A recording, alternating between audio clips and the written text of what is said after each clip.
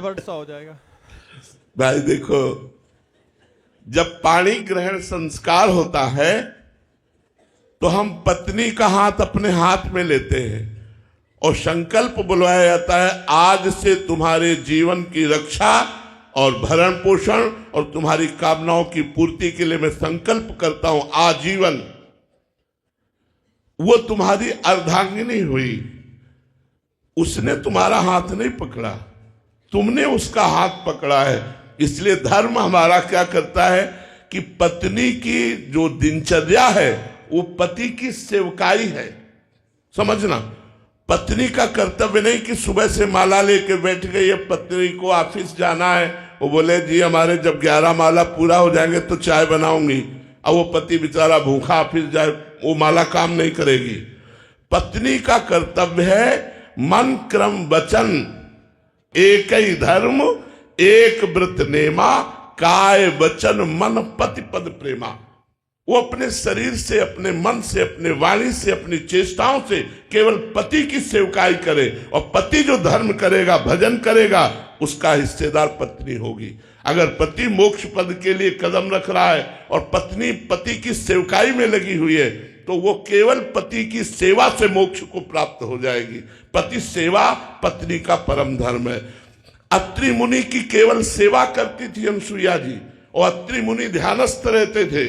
अपने पति के प्रताप से जब भगवान शंकर, ब्रह्मा और विष्णु उनकी परीक्षा लेने के लिए गए, हाथ में जल लिया और कहा 6-6 महीने के बालक हो जाओ। पति व्रत, पति सेवा, पति धर्म के प्रभाव से तीनों सृष्टि के विधायक, ब्रह्मा सृजन करने वाले, विष्णु पालन करने वाले और भगवान शंकर संहार करने वाले, तीनों को 6-6 महीना के बालक बना दिया। इतिहास साक्षी है पति सेवा के बल से। इसलिए पत्नी को आधा पति का धर्म और भजन प्राप्त होता है। बात समझ में आई? हाँ, तो डरो मत यार, डरो ऐसा, ऐसे तो ब्याह नहीं करेगा कोई, फिर तो डरो मत ऐसा। विवेक जी दिल्ली से। राधे राधे महाराज जी। महाराज जी, 2 साल पहले जीवन बड़ी दुर्दशा में था, फिर आपका सानिध्य प्राप्त हुआ जिससे जीवन में बहुत बड़ा परिवर्तन आया है। गुरुदेव, इंद्रियां बहुत चलायमान हैं जिससे भगवत स्मरण में बाधा पैदा होती है, लेकिन उदासीनता के समय में भगवान का स्मरण आसानी से होता है। क्या उदासीनता की स्थिति पैदा कर सकते जिससे भगवान स्मरण में आसानी हो? उदासीनता की और स्थिति? देखो, उदासीनता एक बनावटी उदासीनता कि हमें से वो काम लायक नहीं है। अंदर से उदासीनता हो, कुछ अच्छा ना लगे।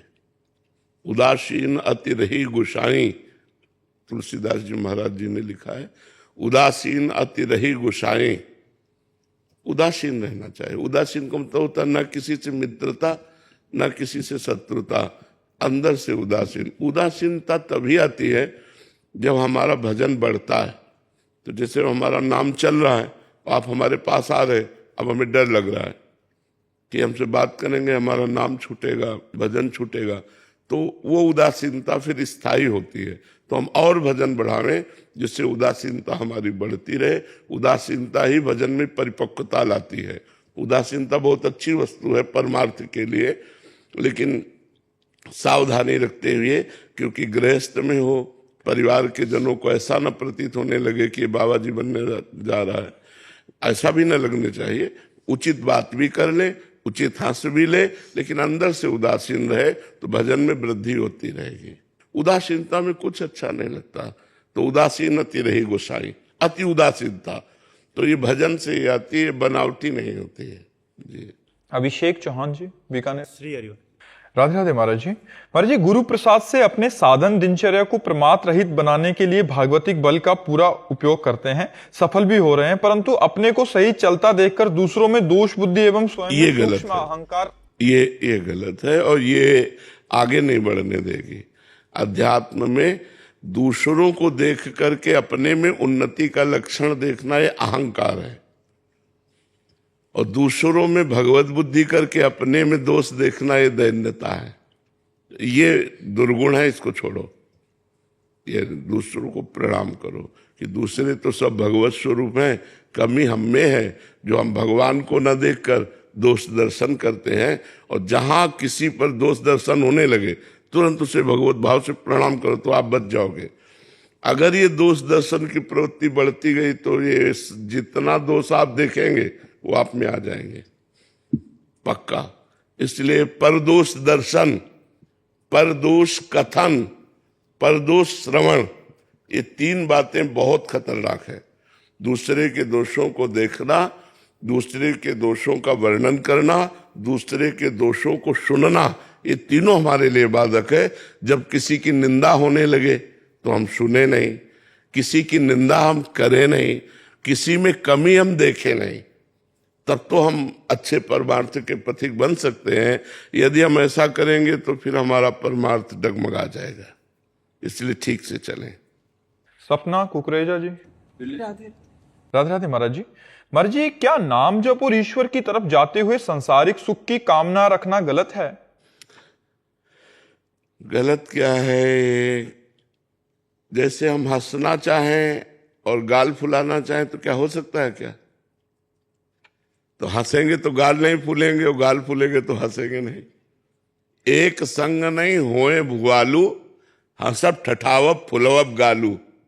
उस स्वामी तुलसीदास जी ने कहा है, एक साथ जैसे गाल फुलाना और हंसना नहीं हो सकता, ऐसे ही एक साथ विषय भोगों की चाह रखना और भगवत भजन करना, ये एक साथ नहीं हो सकता। विषय भोगों की चाह अगर है तो भजन बनेगा ही नहीं, और भजन है तो विषय भोगों से वैराग्य अवश्य होगा। हाँ, प्राथमिक दशा में ऐसा हो सकता है कि हमारा भजन भी चल रहा है और विषयों की चाह भी चल रही, लेकिन उन्नति के लिए हमको विषय चाह का त्याग करना पड़ेगा, तभी हमारा भजन ठीक से चल पाएगा। तो हम विषयों की तरफ घृणा बुद्धि करें, ऐसी भगवान से प्रार्थना हो कि विषयों की तरफ घृणा बुद्धि हो और भगवान की तरफ महत्व बुद्धि हो, तब हमारा भजन बढ़े। अगर विषय भोगों की लालसा तो बहुत हृदय मलिन कर देता है। विषय भोगों की लालसा हृदय को मलिन करता है, और मलिन हृदय में भजन की रुचि नहीं रहती।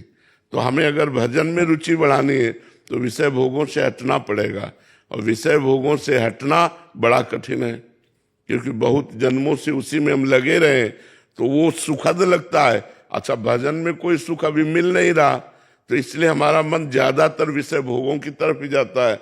तो थोड़ा एक कष्ट की यात्रा है कि विषय भोगों की तरफ जाते हुए मन को विषय ना भोगने देना और डट कर भजन करना, तो फिर वो आगे क्रॉस कर जाएगा।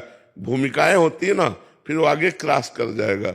और अगर भोगों में लगा रहा तो चाहे 50 वर्ष भजन करे, तो 50 वर्ष भोग और भजन तो क्रॉस ही नहीं कर पा रहा, उसी कक्षा में फेल होकर के पड़ा हुआ है, तो फिर उसे लगता है कि आप कोई लाभ नहीं मिला।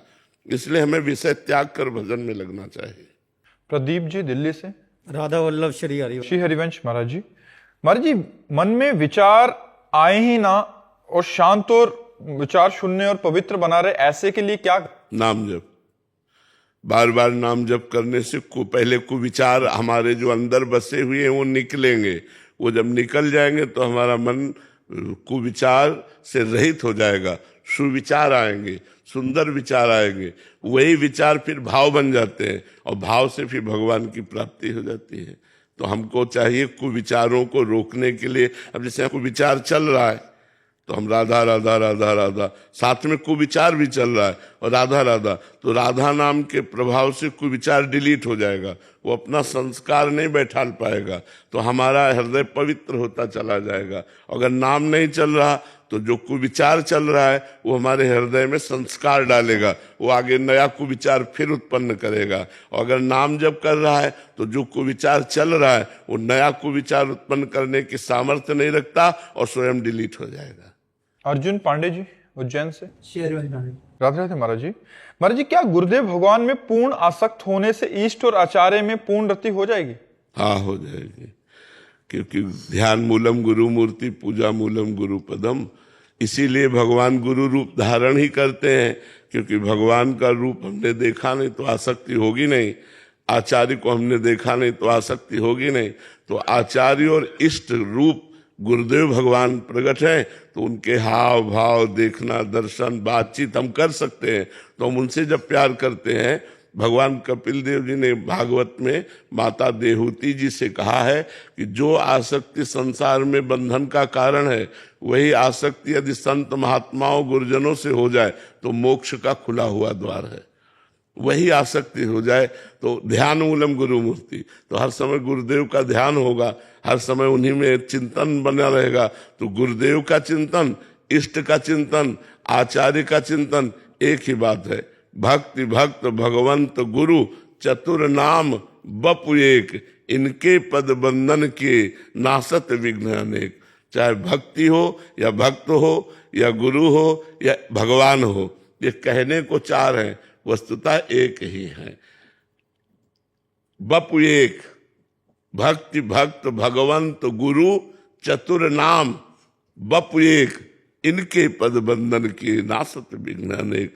तो जो गुरुदेव की आराधना करते हैं, गुरुदेव में आसक्त चित्त होते हैं, उनको तो भगवान मिल ही जाते हैं, फिर दुर्लभ क्या वस्तु है। रविंद्र कुशवाहा जी। राधा वल्लभ श्री हरिवंश महाराज जी। महाराज जी, शीघ्र ही माया मल का नाश कैसे होगा? शीघ्र तो नहीं होने वाला। जैसे पुराना दाग हो ना, तो कई बार गर्म पानी में डाल के और सब वो जो उसके दाग मिटाने वाले केमिकल हैं उसमें डाला जाता है, तो वो धीरे धीरे दाग खत्म हो जाता है। तो ये जो नाम जप है, भगवान की कथा है, ये हमारे हृदय रूपी मल को साफ करती है। तो जब बहुकाल करी सत्संगा, जब बहुत काल सत्संग करें, बहुत काल नाम जप करें, बहुत काल तक लगे रहें, तो अनंत जन्मों का मलिन मन का दाग चला जाएगा। मन का दाग है यही काम क्रोध लोभ मोह मद मत्सर, यही जब चले जाएंगे तो निर्मल मन हो गया। और निर्मल मन जन सो मोहि पावा, मोहि कपट छल छिद्र न भावा। निर्मल जन ही भगवान को प्राप्त कर पाता है। तो जो मन की मलिनता है, अगर सोचो कि आज शाम तक खत्म हो जाए, ऐसा नहीं है। जब बहुकाल सातु दीर्घ काल निरंतर सत्कार सेवितो दृढ़ भूमि, जब दीर्घ काल तक निरंतर हम आदर के सहित भगवान का नाम जप करते हैं, भगवान की कथा सुनते हैं, तो ये मन का मलिनता, मन का जो मल है, काम क्रोध आदि जो दोष है, ये धीरे धीरे शांत हो जाता। तुरंत ऐसी कोई दवा नहीं है, क्योंकि हम लोग उसी में मार्ग में चल रहे हैं ना, तो तुरंत दवा नहीं है। बहुत काल तक ये बने रहते हैं, धीरे धीरे ये नष्ट होते हैं। बहुत हिम्मत करके इस मार्ग में धीरे धीरे चलता रहे, गलत आचरणों में ना उतरे, तो ठीक हो जाएगा। गुलशन मिश्रा जी। राधे राधे। राधे राधे महाराज जी। महाराज जी, जब इंसान चारों तरफ से हार जाए और बिल्कुल अकेला सा पड़ जाए, तो नाम जप का सहारा लेकर दोबारा शुरू करने का हौसला कैसे लाएं महाराज जी? मन बहुत वो अपने आप हौसला आ जाएगा जब नाम जप करोगे। तो नाम जप से, और देखो एक तुम्हें बात बताएं, ये संसार नाशवान परिवर्तनशील